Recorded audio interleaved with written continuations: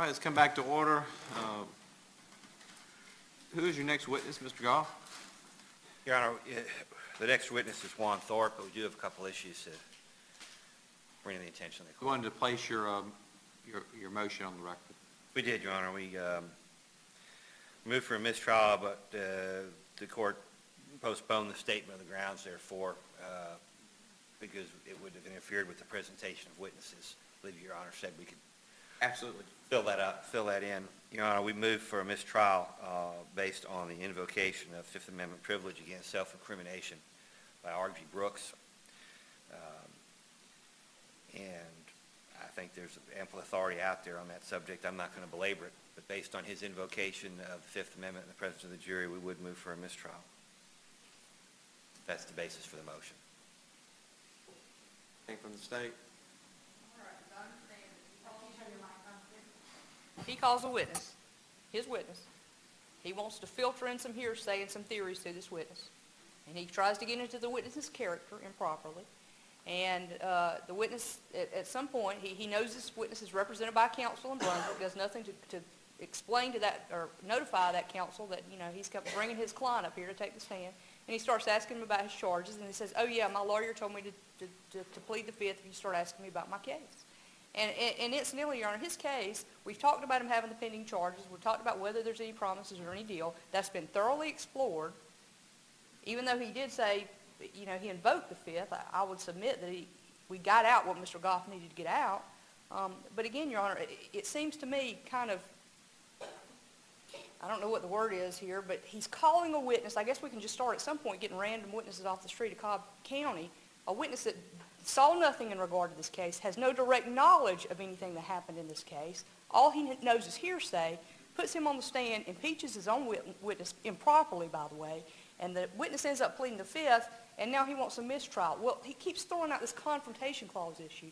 As I understand it, the Sixth Amendment is to confront the witnesses against you. I didn't call this witness. He's not a witness against Mr. Goff's client. Mr. Goff has brought him in here, Your Honor. So based on that, I would ask the court to deny the mistrial. Your Honor. Oh. The state continues with the farce that Mr. Brooks is somehow a witness of the defense. He is technically a defense witness in the sense that he was called as a witness by the defense. But functionally speaking, he is a witness of the state. He is a bought and paid witness for the state, Your Honor, with testifying in hopes of leniency from the state, who in fact met with the state and made statements to the state about this case. He's not our witness. We can't even talk to Mr. Brooks unless he's on the witness stand, Your Honor. He has counsel. The only time that we can talk to him at all is when we put him on the witness stand. But the state can go down and interview him at the jail anytime they like. And for $8,000, he's going to tell them anything they want to hear, Your Honor. He is their witness. And when he invoked the fifth, the state obviously was well aware of that sounded like they were well aware that he intended to do so, and were quite happy to sit there and let this case go to a mistrial mode. It's just as if they induced the mistrial themselves, Your Honor. And we'll be arguing that one on appeal, I suppose. The court finds that Mr. Brooks was your witness. It was in response to your question. The only evidence before the court was that he had not spoken with the district attorney, I guess, or had spoken with the investigator a while back. So the court doesn't find any merit in those allegations, and I will then deny the motion for mistrial. There is Go ahead. I'm sorry, Your Honor, I didn't mean to cut you off. You have another motion? Yes, Your Honor, we have another motion for mistrial. Actually, we'll call it the second motion for dismissal with prejudice on the basis of outrageous government misconduct, incorporating all the matters previously referenced in the matter and adding to the fact that the written agreement between Mr. Brooks and the apparently Brunswick Police Department was not furnished to the defense. We did learn on a break that Mr. McIlvain apparently had been served with a copy of R.G. Brooks' agreement, but we were not served. Now, we are aware that there's apparently a certificate of service attached to Mr. McIlvain's notice that says it was hand-delivered to Miss Ashley Wood, Your Honor, and you know, if the court wants to have an evidentiary hearing on it, we can, but if Miss Wood receives a copy of it, that was news to her.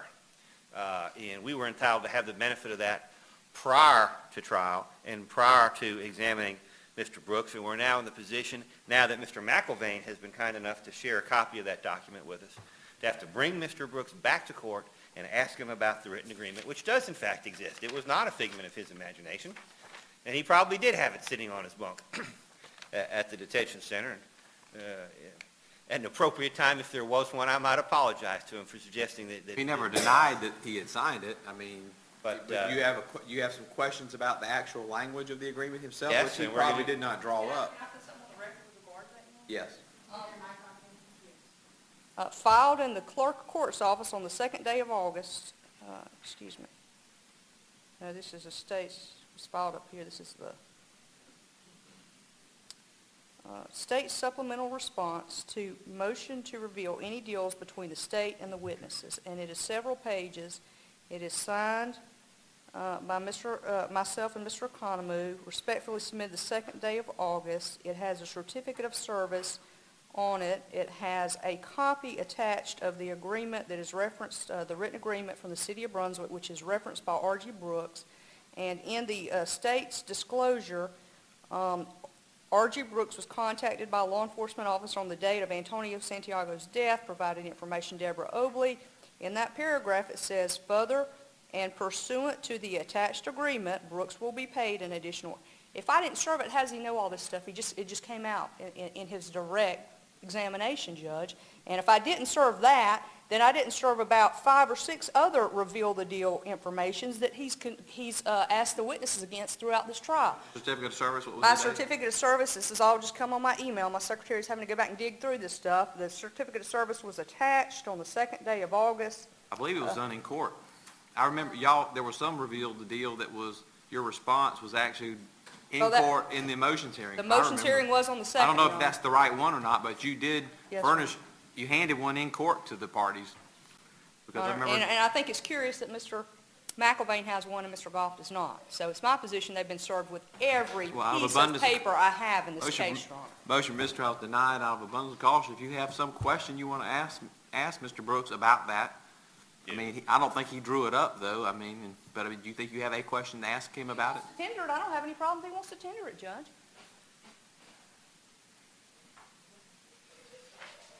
Mr. Goff's case, I don't know if he might prefer to have it tendered. Your Honor, we're going to tender it this time, we'll confer on the next break as we want them brought back for that purpose. Okay. We'll go ahead and have it marked as an exhibit.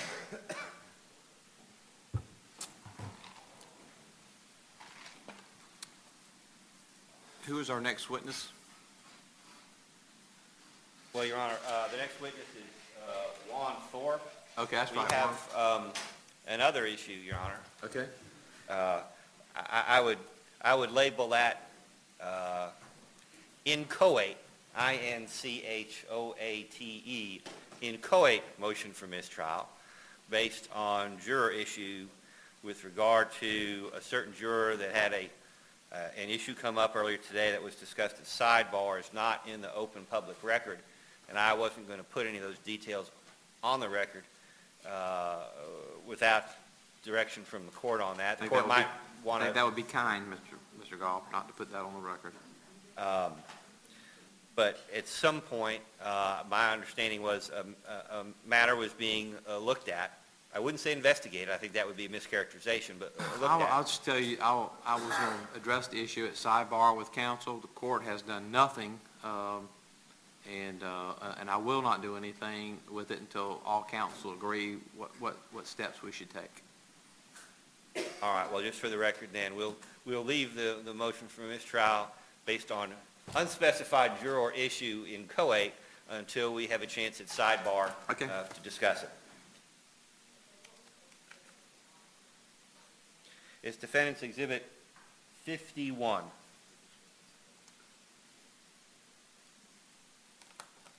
objection to the tender. Your Honor, we'll tender that in the presence of the jury. All right. Officer Thorpe, ready to go? Yes, Your Honor. All right, that's all right for the jury.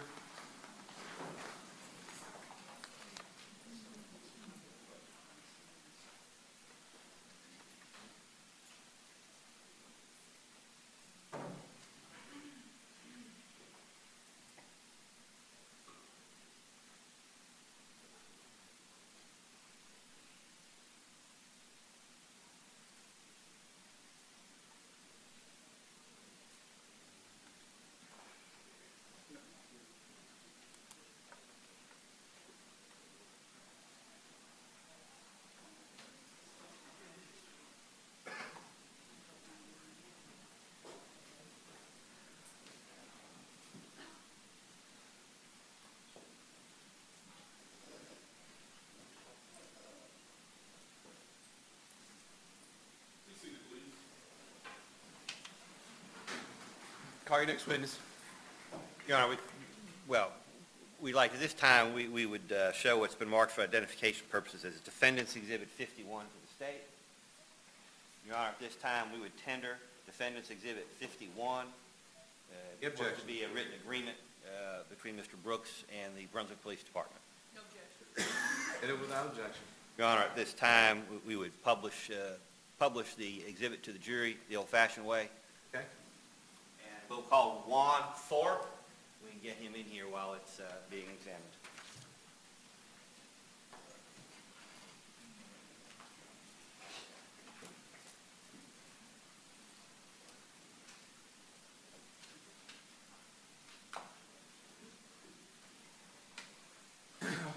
Officer, you're still under oath. Yes, sir. Have a seat.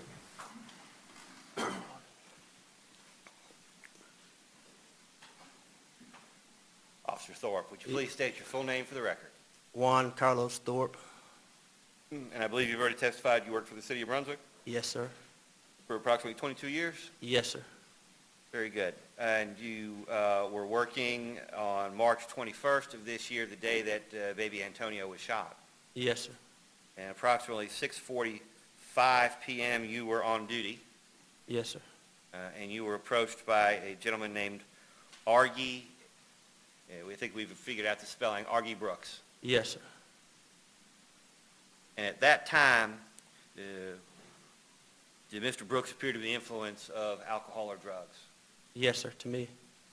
And was he frothing or foaming at the mouth or spewing saliva? Yes, sir, he was. At that time, did he tell you that he needed money to buy crack cocaine for the aunt of the boy who did this? Yes, sir. Now, at that time, you advised Mr. Brooks of reward money, Yes, sir. I told him there would be a reward. but you didn't give him any money. No, sir. Did you tell him whether you could give him money to buy drugs? No, sir. Well, you did answer that question. Say that again? You did answer that question. What do you mean? Okay, let me rephrase. Did he ask you whether you could, did he ask you for money to buy drugs Yes, he did. for Deborah Obley? He said old girl. He didn't say Deborah Obley. He didn't say a name. And did you give an explanation of that time why you couldn't give him money for that purpose? Yes, sir. All right. Now, how would you characterize Mr. Brooks' demeanor upon learning that you couldn't give him money? Well, he seemed like he didn't want to really talk to me then. All right. And at that point, you said to him, tell me something. Or words to that effect. Yes, sir. Okay. And it was at that point that Mr. Brooks said to you, show me a computer. Don't lead your witness.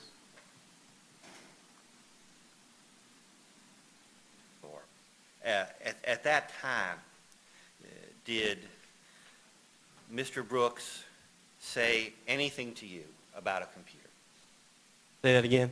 At that time, did Mr. Brooks say anything to you about a computer? Yes, he told me to get a computer and he can show us who it was. And you, in fact, secured the assistance of Officer Davis, Yes, sir, I did. had a computer available? Yes, sir. And one of the things that you can do on your computers is pull up mugshots? Objection to the lead. I'll rephrase, Your Honor. Is it possible with a computer from your agency, do you know whether it's possible with a computer from your agency to pull up mugshots? Objection to the lead. Overrule. Yes, sir. It is possible. Yes, sir. And did you have Sergeant Davis, Objection to the lead. what did Sergeant Davis do next after he brought out the computer? He started searching through the computer when he put the last name Elkins in the computer. And what picture popped up? A picture of a Dominique Elkins. And what did Mr. Brooks say upon being shown a picture of Dominique Elkins? He said, that's the one, that's him. And at that point, did you or Sergeant Davis check on the status of the Dominique Elkins? Yes, we did. Do you know where Dominique Elkins was on March 21st? He was in the Glenn County Detention Center. Was there any possibility of him being present to commit the crime in question? No, sir. When you advised Mr. Brooks that Dominique Elkins was in jail and could not have shot this child, what did Mr. Brooks do or say next? He said, well, I know it's at Elkins. He said, but if you give me some money to get old girl some crack, I can get her loose, and then she would tell me who it is.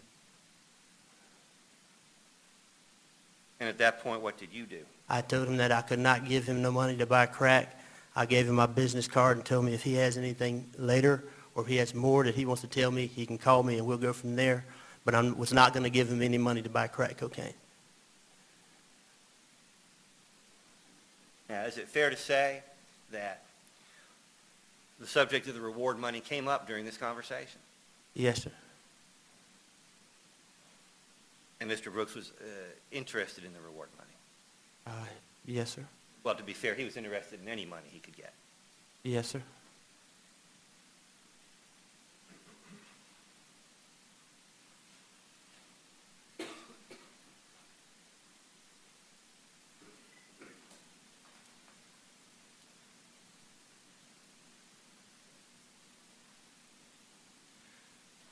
Thank you, Officer Thorp. I have no further questions.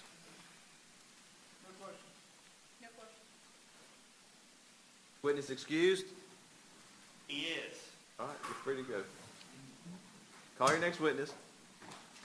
Your Honor, this time we call Detective Galdames.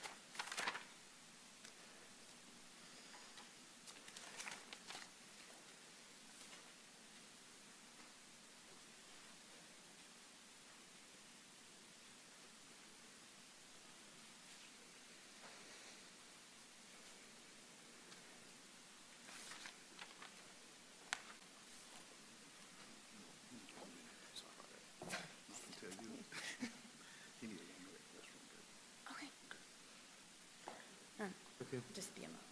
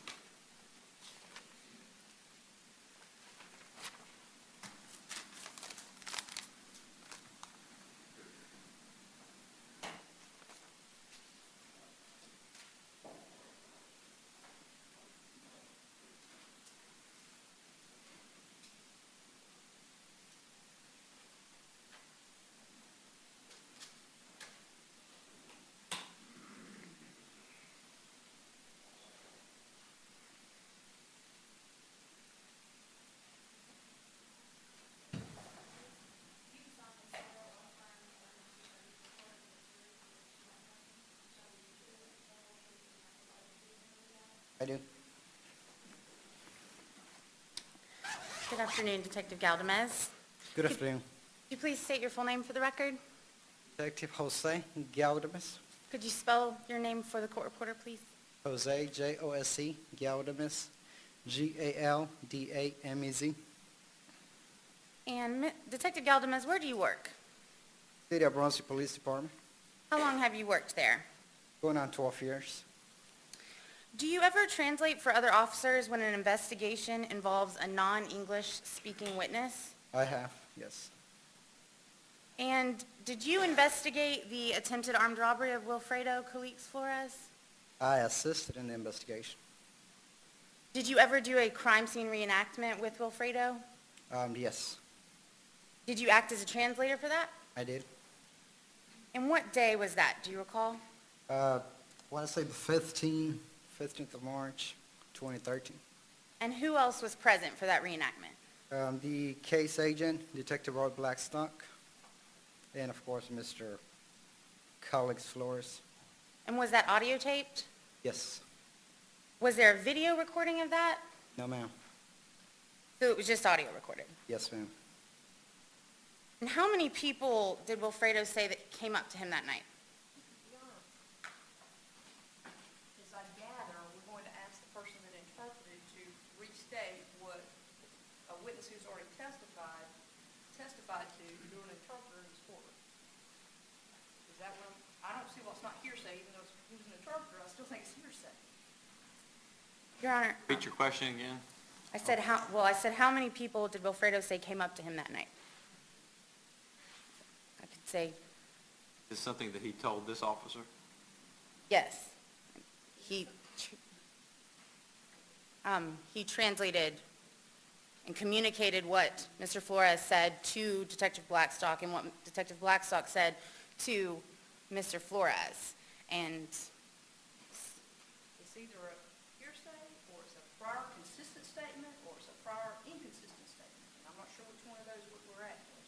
Your Honor, I can move on to another See if you question. can't tie if it you'd in. like. I'm sorry? I'll give you some leeway, see if you can tie it in. Okay, thank you, Your Honor. Did Wilfredo give you any indication of where the boys were located? Yes. How did he describe it? Your Honor, Is this? it's a prior, I'm putting, Detective Galdames is testifying to this information as a form of impeachment of Mr. Flores' testimony here in court. Okay, overruled. How did he describe where the boys were located? He actually showed us, I guess without having a diagram of the building, I try to explain it as best as I can. The front of the church faces Norwich Street. You got the building. When you go towards the back of the building, there's a small enclosed-in backyard with a wooden fence that leads to an alley that runs between Norwich Street and Wall Street in the 1700 block of Norwich. What he described, I guess if you're at the back of the church and you're looking towards the alley, directly under the gate, the wooden gate, there's a concrete, I guess, probably was that, I guess like a strip of concrete, probably about 1 foot wide, going the length of the gate. Basically, this was done to, I guess, allow the gate to close and open more easily. What he described, well, what he showed us was that he was standing on the concrete portion. We were trying to figure out how to fix the gate for it to work properly. He described that he was looking towards the alley. The 3 black males, which actually came before and then returned about 5 minutes later. He described, I was in the alley, myself, I was in the alley, probably about 3 or 4 feet in front of Mr. Calix. He described that my location was the approximate location of the shooter, of the subject with the gun that was pointing the gun at him. He said from where he was standing, just to his left on the alley, or in the north direction, was another black male, and further north was the other black male. The subject with the gun was the one that pointed the gun and demanded money. So there was a boy, just to clarify, there was a boy standing to his left. And the 2 boys, where were they standing in his direction? Basically, one was standing pretty much directly in front of him. In front of him and just slightly to the right of him. Then to the left was one of the other guys, and further to his left was the 3rd subject. Which boy did he say was holding the gun? The one directly in front of him. the one directly in front of him. Yes. Did which boy asked for his wallet? The one in front of him pointing the gun at him. The one in front of him. That's correct. And how did he describe the man with the gun, the shooter? Tall, skinny, black male, short hair. I know at one point he had mentioned he had curly hair. I'm not sure if that was during another time where I did the ID, or it was that time. I cannot say the exact time when he mentioned the curly hair. And I know he mentioned that he thought the subject with the gun had a green shirt. Okay. Did he ever give a description to you about the other two boys?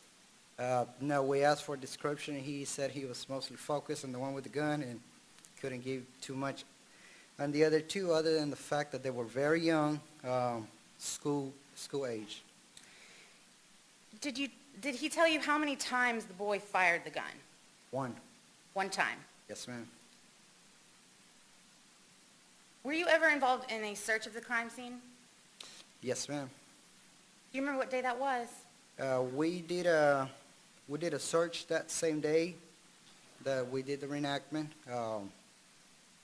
Later on, I believe about March 29th, we actually came back again with a different metal detector, and also with a screen. I'm not sure if you're familiar with what a screen is, but it basically involves picking up the shovels of dirt and throwing them through the screen, hoping we would find that bullet. Going from the direction where he told us he would have been standing and when he got shot. And you mentioned the screen, and did you mention a metal detector? I'm sorry. Yes, ma'am. And that was on March 29th. Yes. How many days had passed since the shooting, the time that you did that search? 29th, happened on the 11th. As I mentioned, the area was also searched the 15th during the reenactment. And on the 15th, did you use the screen-to-screen No, we technique? just used the metal detector. Do you know who else participated in the search on March 29th? Lieutenant Deal, Detective Roy Blackstock, I want to say Detective Fudge, and I know even Captain Thorp was there. I'm not sure. I can't remember exactly if he participated, but he was there. And what were you looking for anything in particular? A .22 caliber bullet. And during that search, did you or any of the other officers locate a bullet? No, ma'am. Did you or any other officers find any markings or bullet holes in the building? No, ma'am. Did you find any markings or bullet holes in the structures or debris that were outside behind the building? No, ma'am. Did you find any shell casings? No, ma'am. Was that an extensive search of the scene on March 29th? To say that, as far as bullet holes in buildings, we were not expecting to find any. And you mentioned the photo lineup. Did you do a photo lineup with the witnesses in this case? I did, ma'am. And what day was that? That would have been Friday, March 22nd, evening time, And who did you do a photo lineup with? with Wilfredo College Floor and Clever, Debbie Clever Jimenez? yes. And where was that lineup done?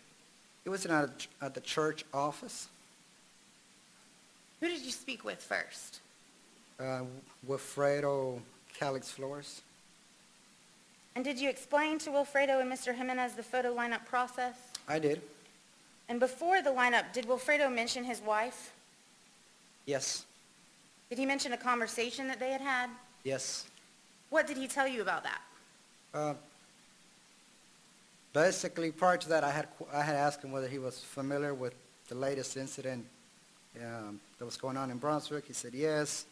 I asked what he knew about that and kind of mentioned what he knew about it. And I asked, do you know if someone has been arrested on that? And he said yes, that he had learned through his wife, that his wife had seen it in the news, and and his wife had kind of described the suspect. Do you remember him telling you that he asked his wife what the suspect looked like? I'm not sure whether he said he asked, but his wife, he did say that his wife told him that was tall, slender, I want to say curly hair. I'm sorry, did you say that you don't remember if he said that he asked his wife? I don't remember whether he asked her or if she just told him. Would it help if you were able to look at your police report from that day? Sure.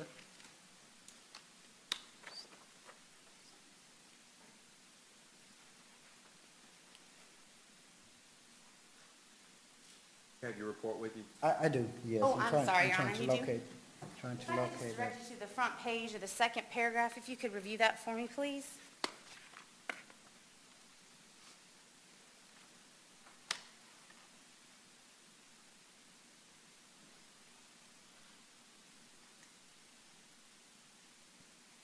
Yes, I got in my report that he asked his wife what he looked like.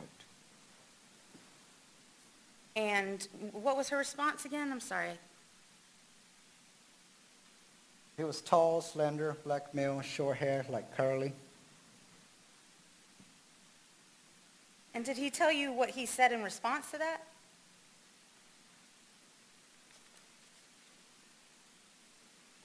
Yeah, I know he said something that it was three that had, basically committed the offense against him. And did Wilfredo say anything to you about being certain or not making a mistake in his selection of a photo? I mean, even before the photo line, before I brought out the photo line, he mentioned, that he did not want to make a mistake, and also that as a pastor, as a man of God, he believes in vengeance belongs to God and not to him. But at the same time, just like this person did it to him, he was concerned that he would do it to somebody else. And when he expressed his concern to not make a mistake, what did you tell him after that? Do you remember? I explained to him that, I went through the process of the photo lineup, which includes explaining that the page contains 6 photographs. The suspect may or may not be there. So the fact that he got a picture in front of it doesn't mean it's one of those. I went through the process of, I explained the identification sheet, which says, option 1 says he can't identify no one. Option 2 says the person he has selected appears to be the one, but he's not completely sure. And then option 3 says that his selection is the suspect and that he's positive of that identification. And what option of those 3 did Wilfredo choose? The one was number 2, which states that appears to be the one, but it's not absolutely sure. And did you also do the photo lineup with Mr. Jimenez? Yes, I did. And at any time, or when Mr. Jimenez was looking at the photos, did he immediately pick out one photo? I'm not sure if I could say he immediately, but basically, I guess the way it went is, he said, I believe he pointed to photo number 6, then he went to number 5 and said, well, this one kind of looks like it because one of them had an earring. And then he recalled the previous statement that the instructions I had given him about how people change their appearance and that he needed to focus on facial features that do not change. And he went right back to number 6. Was one of those, I'm sorry, did you ever tell Mr. Jimenez that when he was expressing going back between 5 and 6, that if he were to choose one, which one would he choose? Yes, I did. At any time, did you tell Mr. Jimenez that he did not have to choose a photo? The options, like I said, we had gone over the options, which says he can identify nobody. And the option 2 says, it looks like it, but it's not, but not sure. And then you got third option. But before you get to that part, you have to select a photo. Is that right? No, I actually went. If I recall right, I went through what the process was going to be after if he did select somebody or did not select somebody. So did you ever tell Mr. Jimenez or Alfredo that it was okay if they were unsure because they could mark that option after they made their choice? I believe that's including the instructions that were given. That's how I understand them. And which option of those three did Mr. Jimenez choose? Option number 2, which he said he appears to be the one, but he's not completely sure. Besides that photo lineup, at any time during the investigation, did you meet with Mr. Jimenez again? No, ma'am, I did not.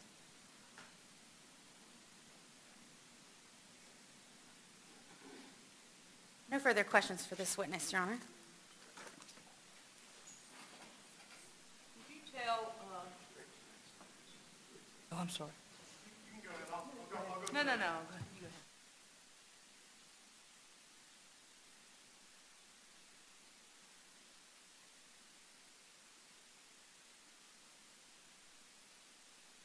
In the lineup exhibit, there's only one, well, let me back up. Okay, Pastor Flores said that the man who shot him had a green shirt on. He said he said that I'm not sure he said he had or he thought he had a green shirt. But that's what he told you. Yes. And then there's only one gentleman in the lineup that you showed him and Mr. Jimenez that has a green shirt on. I'm not sure what the lineup, I don't have the line in front of me, so I couldn't really tell you.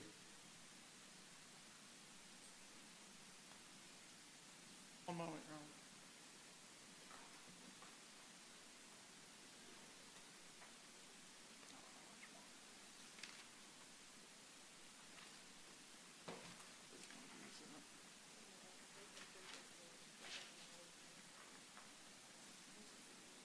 I'm looking for the exhibits on Pastor Flores, like the...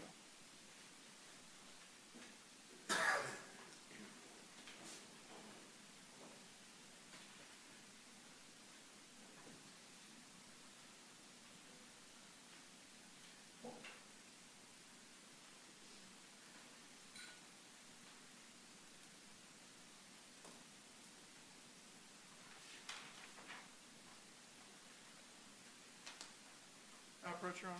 Okay. I'm showing you what's been previously admitted as State's Exhibit number 157. Would you look at that and tell me what that is? First page would be the identification form that Mr. Clever Jimenez Gomez signed on 22nd of March. Now, let me stop you. That's the same lineup, the same six-photo array that you showed to Pastor Flores, right? That is correct, yes. Because you did both of their photo identifications on the same day? As far as showing them, yes, the lineup itself was not put together by me. Well, that's fine, but you would admit in those photos that there's only one man wearing a green shirt.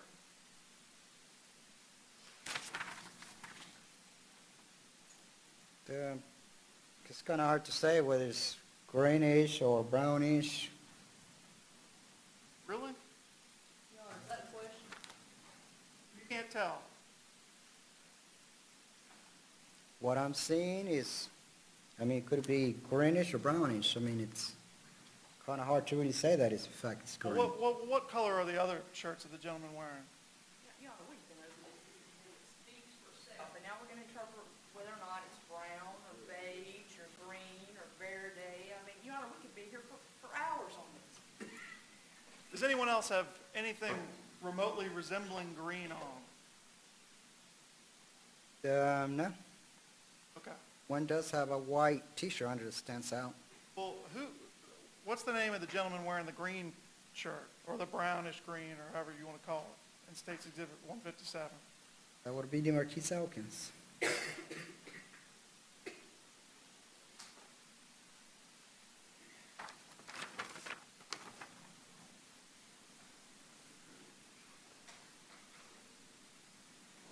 Nothing further. No questions? May this witness be excused. Yes, Your Honor. Call your next witness. We would like to call Mark Bunkley. Mark Bunkley. Call Mark.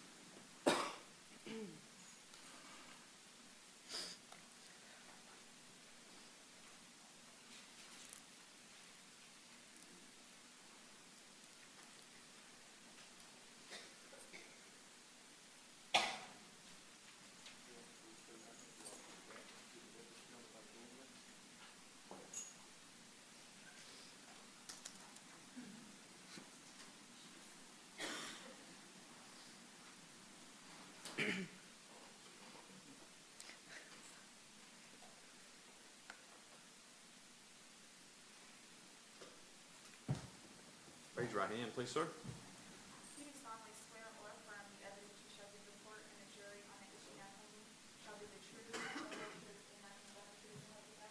I do. Good afternoon, Mr. Bunkley. Could you please state your full name for the record?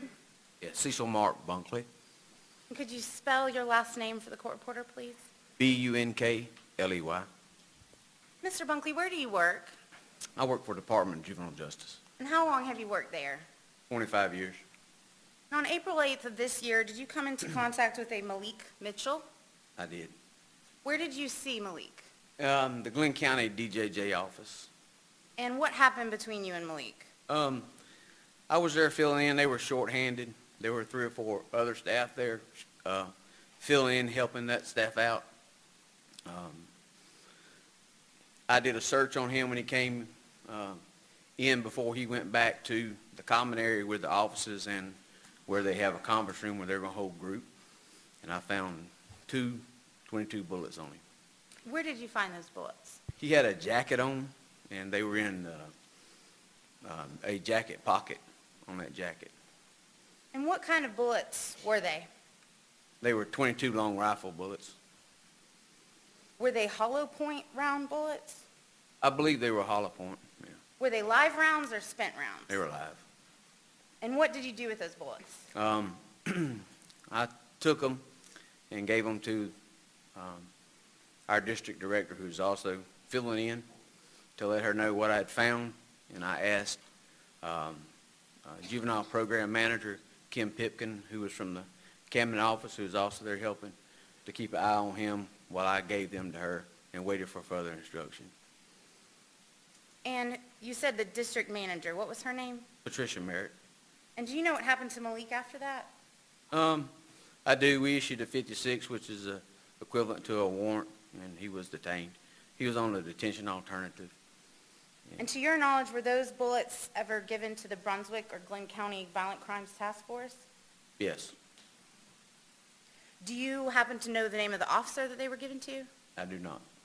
No further questions, Your Honor. McElvain? No questions. Mr. Johnson? Mr. Bunkley, did you say the date you recovered the bullets? Do you remember? Yes, April 8th. April the 8th. Okay, thank you.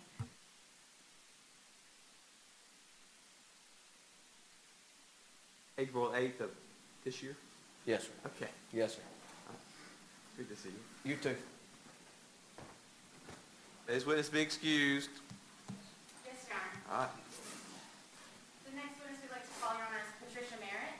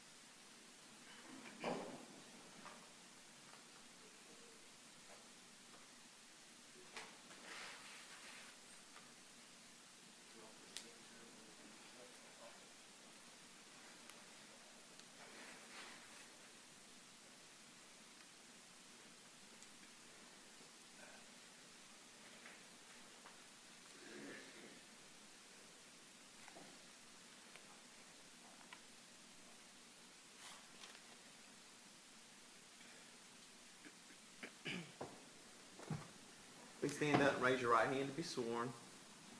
Do you solemnly swear or affirm the evidence you shall give the court and the jury on the issue now pending shall be the truth, the whole truth, and nothing but the truth, so help you God? I do. Ma'am, could you please say your full name for the record? Patricia Merritt, Could you spell your last name, please? Merritt, Miss Merritt, where do you work? Department of Juvenile Justice And where were you working on April 8th, 2013? in Brunswick, Georgia. And was there an incident that day? Yes. Who did that incident involve? Malik Mitchell. And was there an item found on Mr. Mitchell? Yes, from what I've been told. And what were those items? 2 bullets.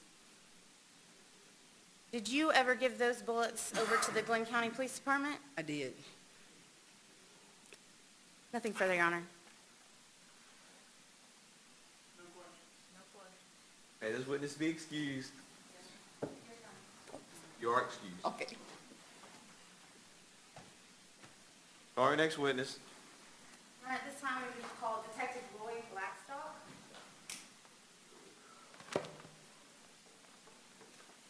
Are y'all okay, or does anybody need a break? Need a break? Need a break? Oh, okay.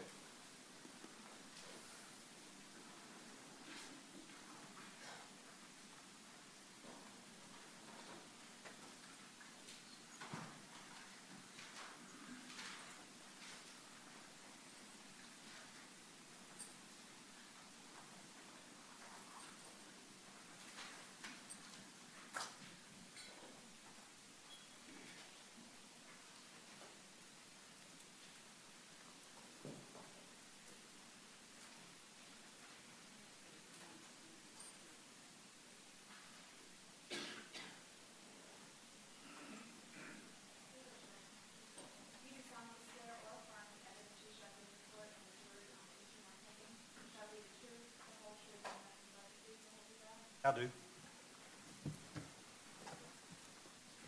Detective, could you please state your name for the record? Roy Blackstock, Could you, okay. And where do you work, sir? Brunswick Police Department, How long have you worked in law enforcement? 33 years, How long have you been a detective? 7. And during those 33 years, have you had a lot of training? Yes, ma'am.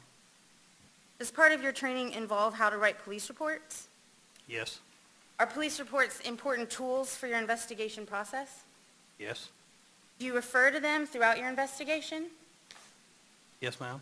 And do you try to make these reports as detailed as possible? Don't leave the witness.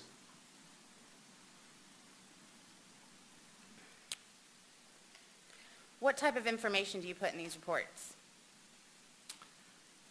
You're taught to put in who, what, when, where, why, and how. And do you or do you not try to document information that you learn from your investigation as soon as you're able to? You try, but that's not always possible. And why is that? Speaking for myself, you're working one case.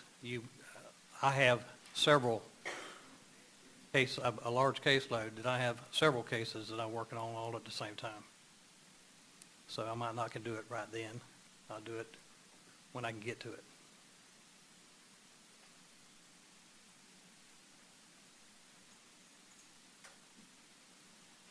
Did you refer to those police reports in preparation for your testimony at trial today? I skimmed over them a little while because I didn't know I was going to be here until late yesterday afternoon. And did that refresh your memory somewhat? Yes.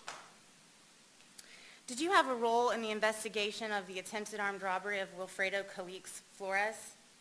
Yes, ma'am. What was your role? I was working evening shift that particular day, and I responded to the scene after being called by Sergeant Strickland. Were you the lead investigator of that case? Yes, ma'am. Do you have your investigation notes with you today? I do. Why do we keep referring to the notes? He's testifying. If he needs to refer to them, I don't have a problem, but we can't call a witness to have them read from a report. Just let him testify from what he knows. Just sustain, ask questions. If he needs to refresh his recollection, we'll let him do that. Thank you, Your Honor. And when did you become involved in that investigation? March the 11th.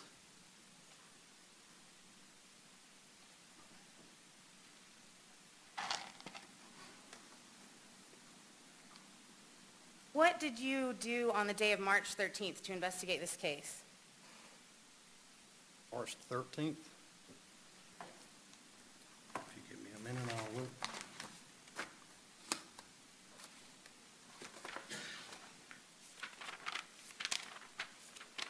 I was told, on that day, I was told that the bullet that Mr. Flores was shot with was a through and through.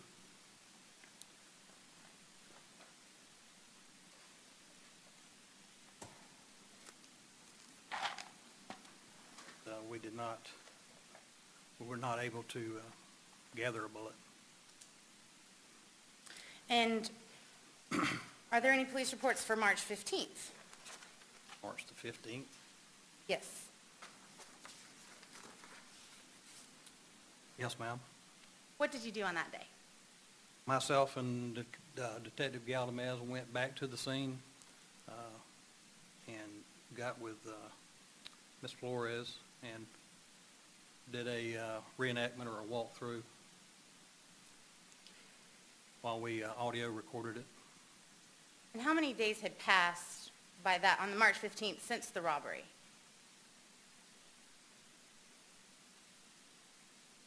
From 11th to the 15th? Yes. I believe that's 4. Thank you.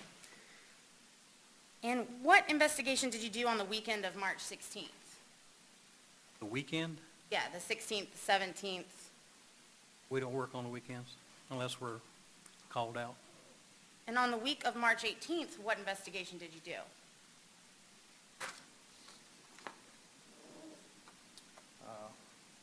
The next thing is on March the 22nd when I interviewed Patricia Elkins. So just to clarify that, the next information you have in a police report is dated March 22nd? Correct. What day was the baby shot in Brunswick? The 21st, I believe. Would that be one day before your next police report? I believe that's correct. Yes, ma'am.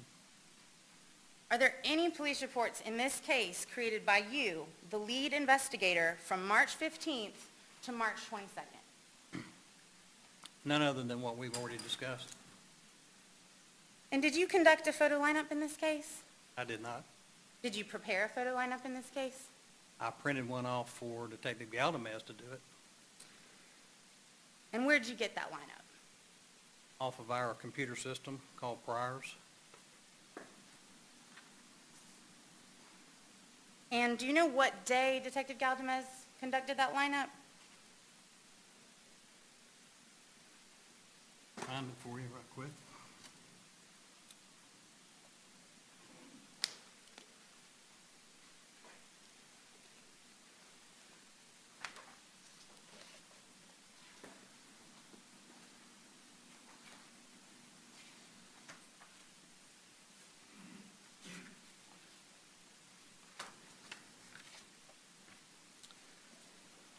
March the 22nd. Before March 22nd, did you show any photos to Alfredo Calix Flores? No. Before March 22nd, did you show any photos to Clever Jimenez? No. Why did you wait 2 weeks to show photos to the victim and eyewitnesses in this case?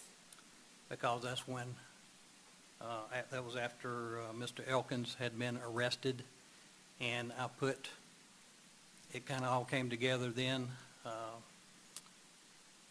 that he was a likely suspect due to the fact that I had also got Mr. Brian Collins to pull a video from McIntyre Court. The caliber of gun seems to be the same as what the Flores versus the baby were. The general description of the person who shot the gun kind of all was a little too coincidental to me. So I went ahead and did a photo spread, or had Detective Galdames do one. Was the crime scene searched? It was. How many times? Well, I was there that night, myself and Detective Garrett. We looked that night to see if we could find any shell casings and or any bullets. Didn't find either. And we went back again and sifted the whole area behind Flores' church to see if we could find a bullet, which we did not. You were looking for bullets and you did not find one? No. Did you see any indentions or bullet holes on the building itself? No. Did you see any markings or bullet holes on the debris or structures in the back behind the building? No, ma'am. And you said that a second search of the scene was done. Was that on March 29th?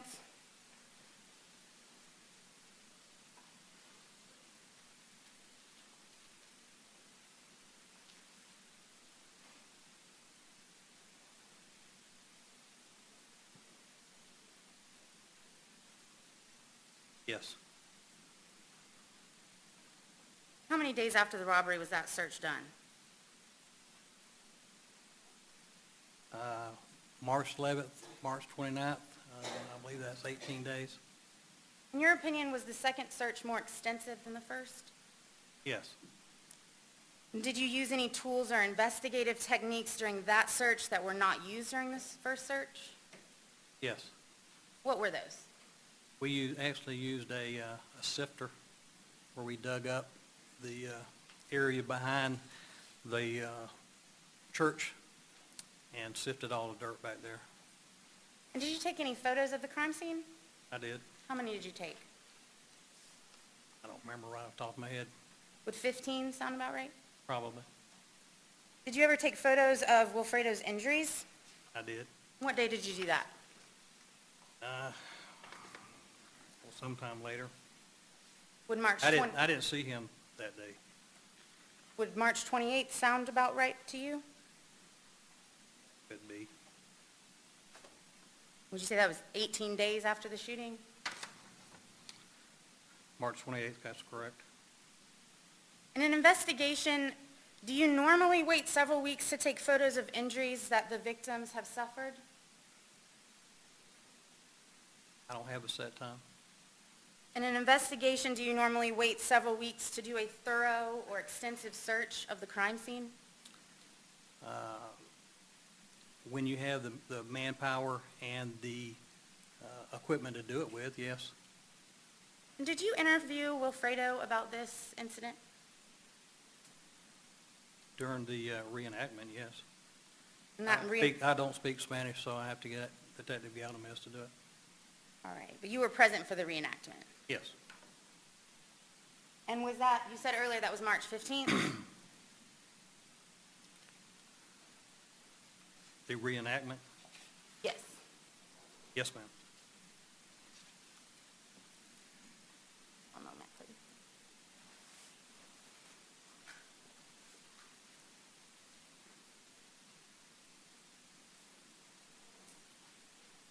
Your Honor, for the record, I am approaching the witness with what has been marked as Defendant's Exhibit 52. Detective Blackstock, do you recognize that item?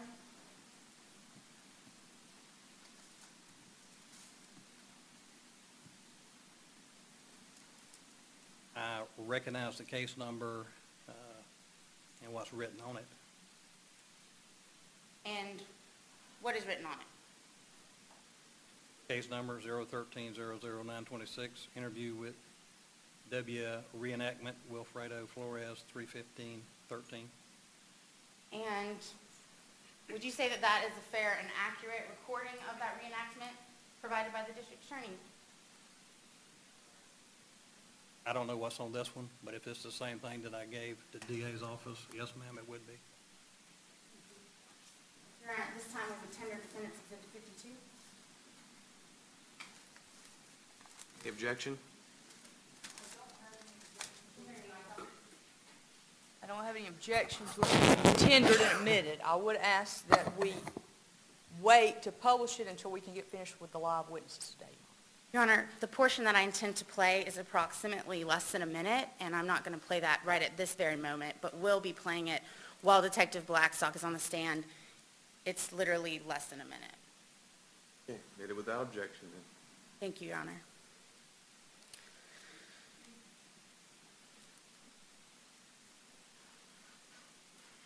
Did Wilfredo give you any indication of where the people were located in relation to him that came up to him that night? You speaking of during the reenactment? Yes. Yes, ma'am. How did he describe it?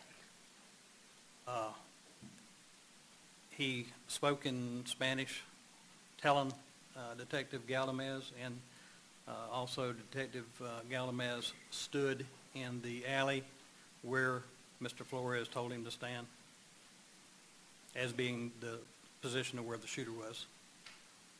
And did he describe if that person was to the left or to the right or to the middle? Your Honor, at this point, I'm going to object, because I think the only thing he can testify to is what Detective Galdames said that Wilfredo was saying in Spanish, that Galdames was translating so that Detective Blackstock could understand it. We've already had Mr. Calix Flores, we've had the interpreter, Mr. Galdames, and now we're going to have the detective. So we've gone from Spanish to English. We've gone from Spanish to English to Detective Blackstock, and then here we are again, and we're covering the same ground we've already covered with a witness, with an interpreter, and now back to Detective Blackstock. Your Honor, Saying that he doesn't write down, I mean, is there a purpose for going over it again? What is the there purpose? is, Your Honor. There has been several inconsistencies in where the shooter was standing. But he didn't, unless he speaks Spanish, then all he can do is testify as to what Detective Galdames, and he just testified. Okay. Thank you, Your Honor. I'll sustain the objection then.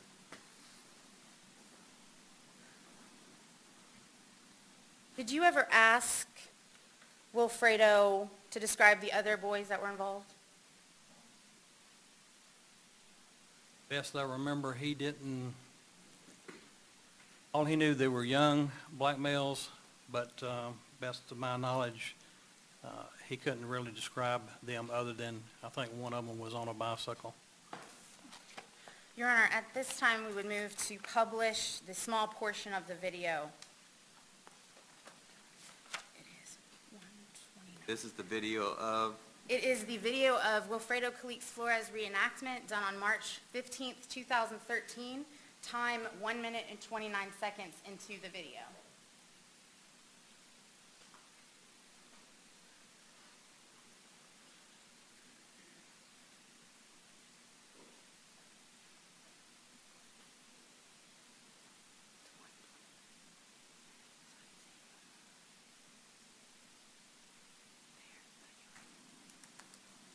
It's actually starting at 1:24, Your Honor. It's more difficult to be precise.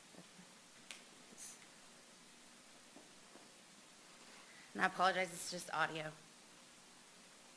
The left one in the middle, one off to the right. The one on the left was the one with the gun. Okay. Ok, ¿nos puede decir exactamente dónde está usted cuando...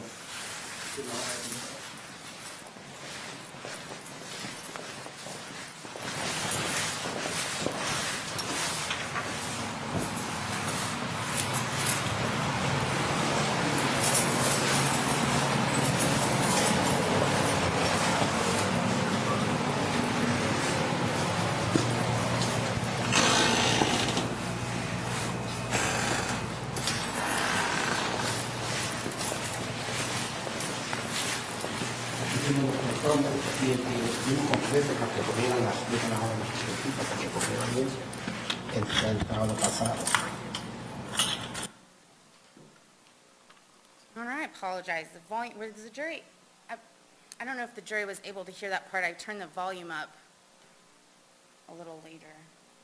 Your Honor, the only thing that we can hear that might possibly be an inconsistent or a consistent statement from a witness that's already testified is in Spanish. Your Honor, it was translated into English on the tape by Detective Galdames. just played it, didn't you? I believe so, Your Honor. No, I didn't hear the beginning. There was a little beginning that was low, and then they turned up. Sorry, Your Honor, I'm a little technologically challenged. Publish it one more time, and then let's move on. Thank you, Your Honor. I apologize. Just going to turn it up a tad more before I play this time. Yes, there were three of them. It was like one to the left, one in the middle, one off to the right. The one on the left was the one with the gun. That was all, Your Honor. Okay. Thank you. And did you ever interview the eyewitness in this case, Mr. Jimenez? Yes. And when was that interview?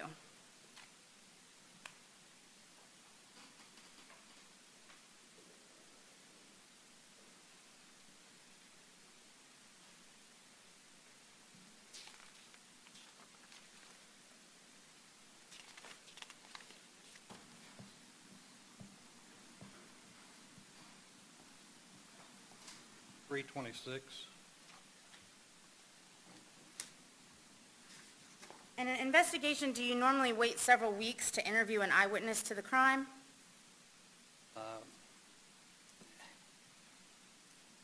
You have to work it when each one of you can get together. And who was in that room with you? Myself and Officer Colon. C-O-L-O-N, Colon. And why was Officer Colon in the room? He also speaks Spanish. Do you have any knowledge in the course of your investigation whether Clever Jimenez spoke any English? I was told that he could speak some, but during an interview, I wanted to make sure that somebody was there that definitely knew Spanish, and because I didn't. As you sit here today, to your knowledge, can you be certain about how much English Clever Jimenez understands? No. As you sit here today, to your knowledge, can you be certain about how much English Clever Jimenez speaks? I can hold a fairly decent conversation with him, but something like this, I'm going to have somebody else that speaks Spanish. Something might get lost in translation. And did you talk about your investigation of the baby shooting and Wilfredo's shooting in front of Clever Jimenez? I did not participate in the baby shooting. But did you talk about the ongoing investigation of the baby shooting in relation to Wilfredo's shooting in front of Clever Jimenez? I think he actually brought that up. At any time, did you talk to Officer Colon in front of Mr. Jimenez about the theory of your case? The theory of my case? Yes, the theory of what you think happened in Wilfredo's shooting. I don't recollect that. At any time, did you talk to Officer Colon in front of Mr. Jimenez about your theory of what happened in the shooting of the baby? I would say no, because I don't know what happened in the baby shooting. Is it your testimony today that you never said to Officer Colon at the beginning of Mr. Jimenez's interview, quote, "The one who shot the baby shot the pastor. That's why they are all here"? I object to the cross-examination. State your witness. At any time, did you talk to Officer Colon in front of Mr. Jimenez about what you believe connected these two crimes together? Objection to the leading. Your Honor, it's not leading. I'm not suggesting an answer.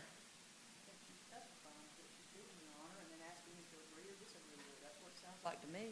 I'm not suggesting an answer. A leading question suggests an answer, Your I'm Honor. allowed to answer the question. Overruled. Would you like me to restate the question? Yes, ma'am. Okay. At any time, did you talk to Officer Colon in front of Mr. Jimenez about what you believed connected these two crimes together? I could have, I don't remember.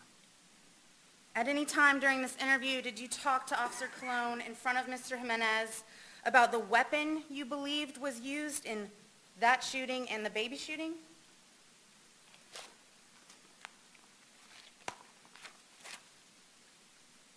I don't remember. Would it assist, would it refresh your memory to refer back to testimony you gave in this case on August 1st, 2013? Wish? It's just identical.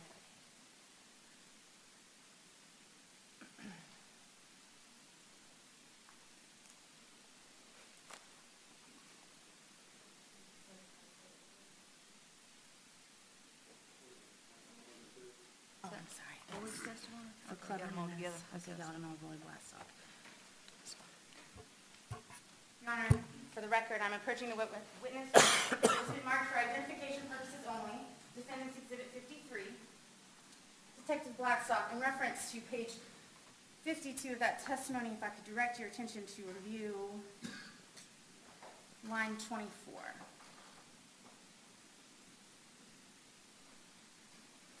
Said the gun that was allegedly that he... Just read it to yourself, I'm please. sorry, just read it to yourself and see if that, Okay. and it may continue here. Okay. And does that refresh your memory? It does after reading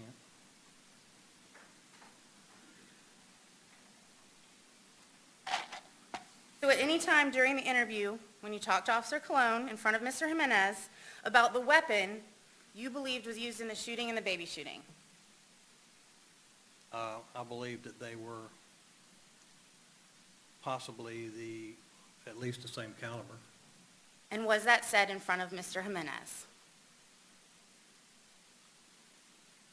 According to that, I say yes. According to your prior testimony? Yes, ma'am. At any time during this interview, did you tell Officer Colon in front of Mr. Jimenez that a gun had been found that morning? My knowledge. Was a gun found that morning? Which one you're speaking of? A gun that was found in the pond. Which morning are you referring to? Your Honor, that would be the date of the interview, which was, I believe it was March 26th. Was a gun found the morning of March 26th? I don't know. I wasn't there. You have knowledge that a gun was found? After the fact, I don't know what day, the actual date that it was found. Did you ever show Mr. Jimenez a picture of that gun? Later, after Detective Galdames brought me a picture of it. And was that gun believed to be the gun used in the shooting of the child? It was the one that was found in the salt pond that I'm assuming is the same one that was used in the shooting of the baby. And when did you show Mr. Jimenez a picture of that gun?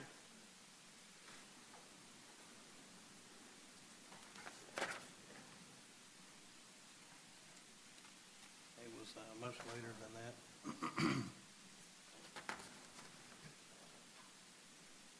If it would help, I believe you do have a police report. It's dated April 2nd. Okay.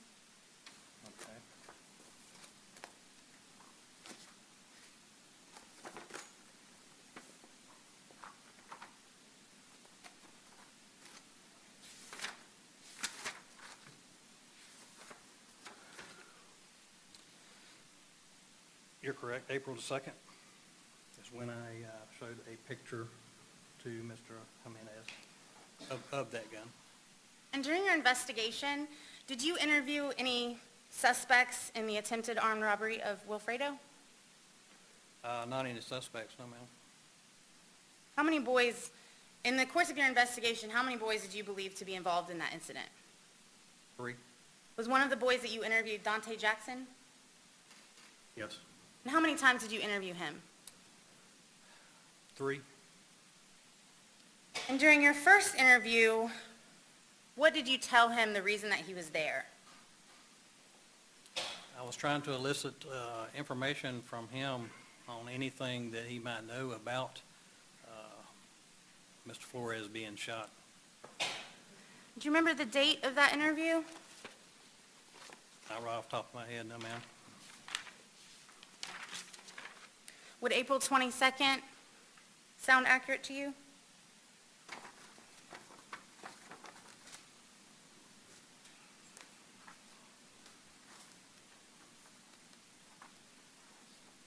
For the first time? Yes.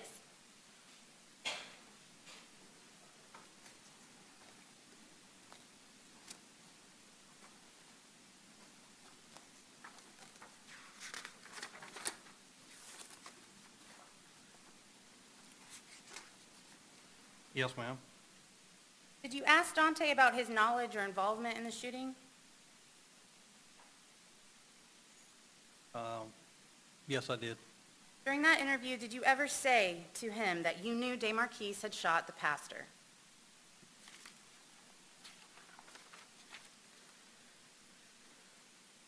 I don't know if I made that particular statement or not. You don't know if you did or you didn't. I don't know if I did. And where did he say that he was? During the time of the shooting, During the first interview, yes. he was at a guy's house by the name of Big Bubba. And did you follow up and look into that? I did. And what information did you find? The Big Bubba he was referring to was actually locked up at that time. He had been locked up since January, I believe. And after that first interview, was Dante charged with a crime? He was, What was that crime? given a false statement. Now, during the second interview, Your Honor, at this point, I'm going to object, because what we're doing is we're bringing in collateral information about what happened with Dante Jackson, who has already testified in subject to cross-examination, was previously interviewed by police. Now, my understanding of the rules is when the witness is on the stand, you can confront them about their prior false statements, and they can admit them or deny them, and that's it. If they deny them, then we get to go into this extrinsic evidence. But he's admitted, the prior witness, Dante Jackson, to making false statements. So my question is, he's admitted on the stand, why are we now going into him with external evidence? Your Honor, it was just, because I have the officer on direct, I was just trying to narrate to the point that I'm getting to, and I can go there right now. Staying the objections, go right to it. During that second interview, did you ever threaten to charge Dante with these crimes? I've never threatened Mr. Jackson at all. Did you tell Mr. Jackson that you would charge him with these crimes? I said he could be charged with those crimes. What did you tell Dante about getting a bond for those crimes? I'm sorry? What did you tell him about getting a bond for those crimes? Which ones? The crimes of the attempted armed robbery. I explained to him that there probably would not be a bond for him if he got arrested for that at that present moment. And how many times did he ask you about getting a bond? I don't know. Would it refresh your memory to review your police report? Yes, I had the same objection. The witness, Dante Jackson, testified. He testified, he asked about marijuana. We've been over this with one witness. Why are we now producing other evidence to prove it again, Judge? We know it. It's in evidence. Your Honor, it goes to bias of the witness. Well, and only to Detective Blackstock's bias? No, to Dante Jackson's bias. Well, I mean, but the objection is what do you say to the objection is that he didn't deny making this? Your Honor, Are you trying to show an inconsistent statement? yes, I mean, that you, Dante Jackson said that he did not remember how many times he'd asked for bond. He did not specify how many times when I tried to elicit that. And in so you have a Detective specific thing that Blackstock's you're, okay? I'll report, let you ask he that says one. how many times. Let's don't go back over the entire incident. Ask your specific question then. Go ahead. Thank you, Your Honor. I believe that's the police report.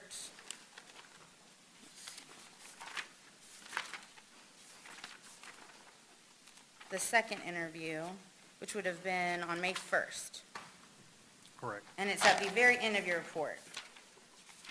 Could you read that last sentence of your report?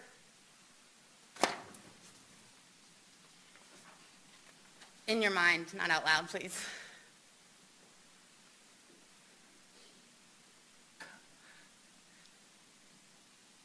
That, And if I'm sorry, I didn't mean to interrupt. let me answer your You're- question now. It Yes. refreshes your, you can Yes. look at the refresh your memory, but you have to testify not from your report, but from your memory. Okay? And do you remember how many times you told him about that, or how many times he asked you about getting a bond? Yes. How many times? I said the 40th time, which was an exaggeration. Not 40 actual times. And were you involved in any way in the investigation into the baby shooting? No, ma'am. Do you have information regarding that investigation? All I did was direct traffic.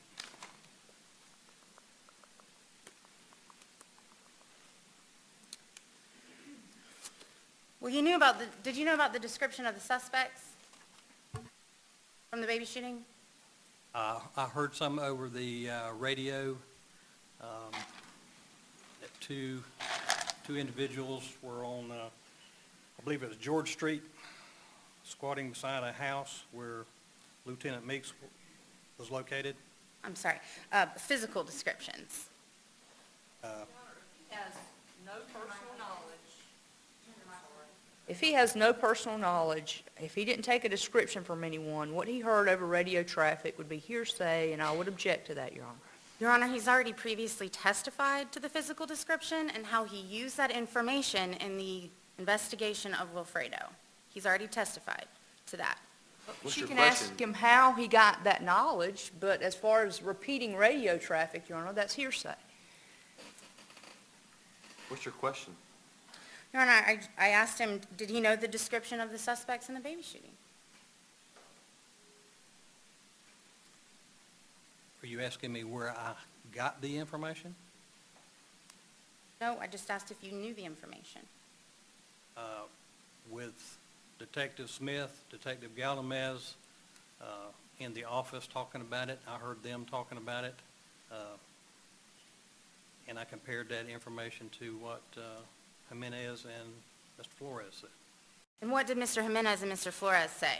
The description of their suspects? Your Honor, we've been through what they Ask said. him We've anything. been through all of these reports. We Same. know what they said. What ethnicity was the suspect in the shooting of Wilfredo? He was a young black male. I believe he said he was around 17 or 18 years old, with short hair.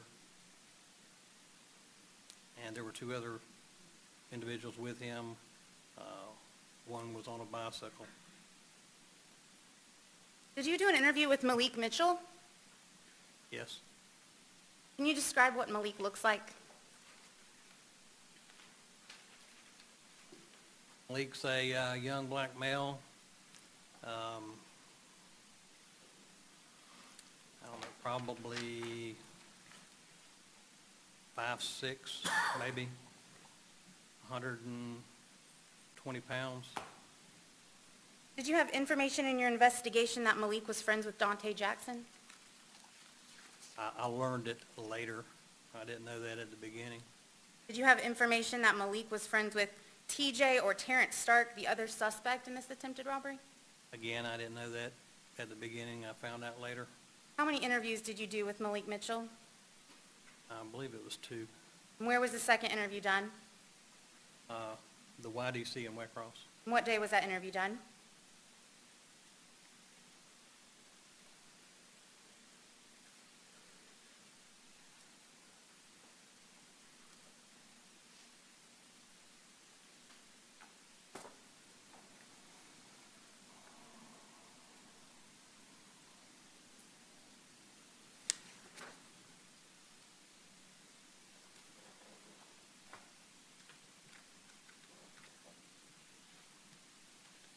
You just want to know about the Just the date, please.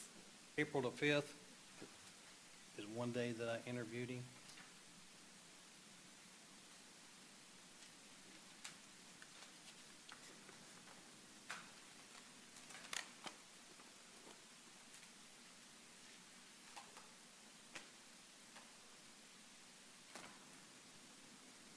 Myself and Detective Garrett.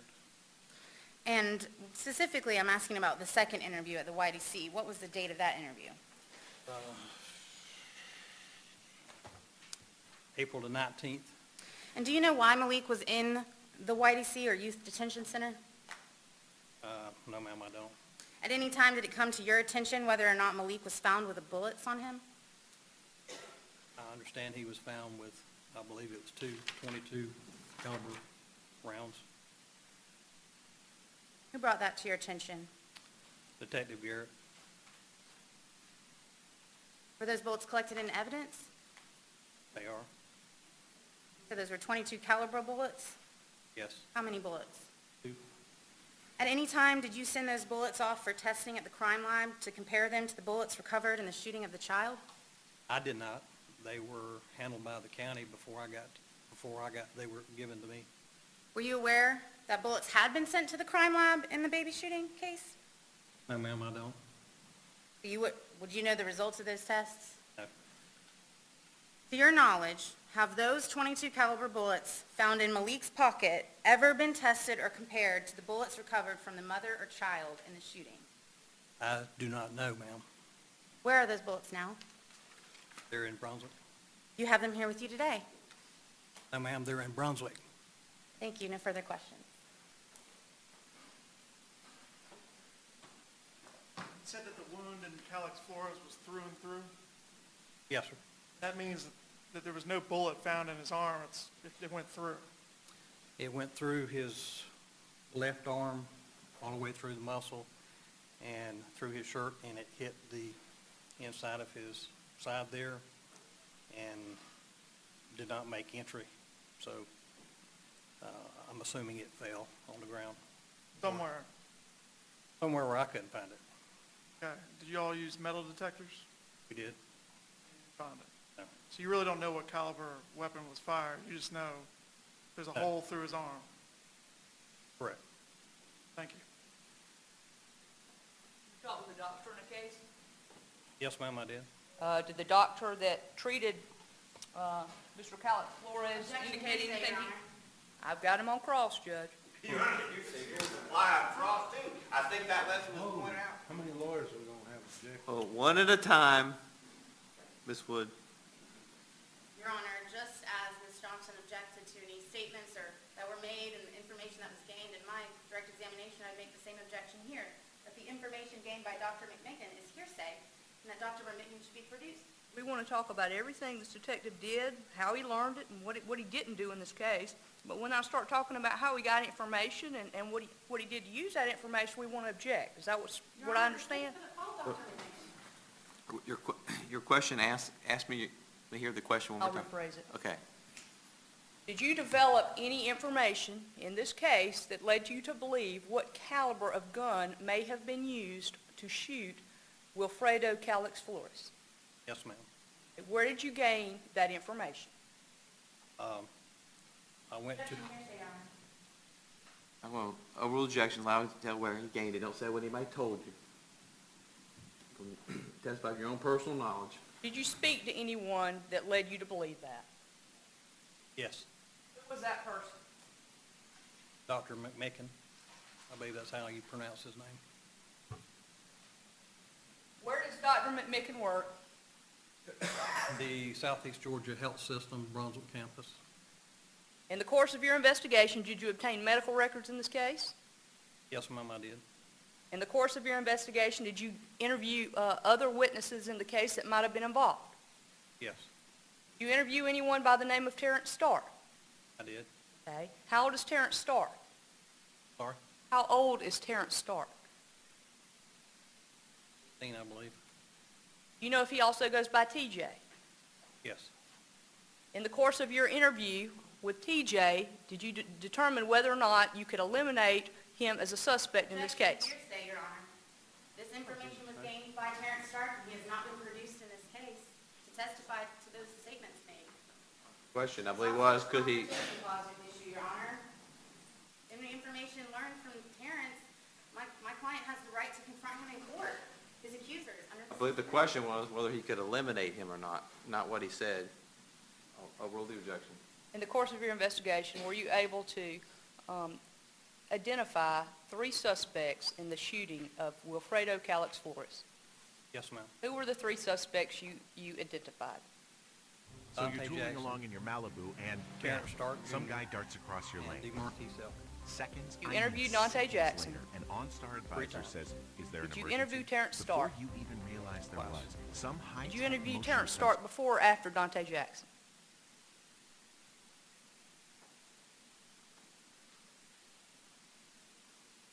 I believe it was afterwards.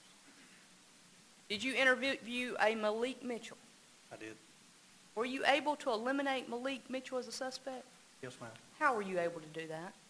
On the, Objection, Your Honor. Hearsay. If you can testify from some...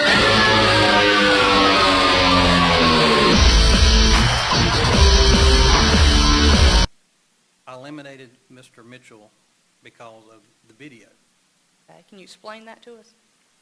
Video that I had Mr. Collins from Brunswick Housing Authority download for me I asked him to download it 30 minutes prior to the time of the alleged shooting and up to 30 minutes after the shooting.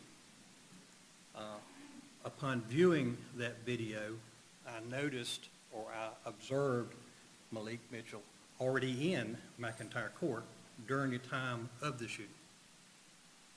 That's how you eliminated Malik as a suspect. Yes, he couldn't be in at two places at the same time. When the shooting happened in the alley, you saw him on video in McIntyre Court. Asked and answered. Correct. The description you had you spoke with Mr. Flores, the shooting occurred on March 11th. When did you speak with Mr. Flores for the first time? 13th, I believe. 13th? Okay. At what point did you develop or obtain a description of the gun? When I talked to him and to Mr. Jimenez. And what type of description did you develop from talking with him in at that time? It took a little while to understand, or they understand, but it was a black gun with a barrel that the shooter had, and I believe Mr. Jimenez said it had I believe he said it had a brown handle. Determine whether it might have been an automatic or a revolver. Best I could determine from talking with both of them that it was a revolver and not an automatic. Thank you. Any further questions, Johnny? No question. All right. You're free to go. So, ladies and gentlemen, we're going to take a break at this time. We'll be in recess for 10 minutes. All right.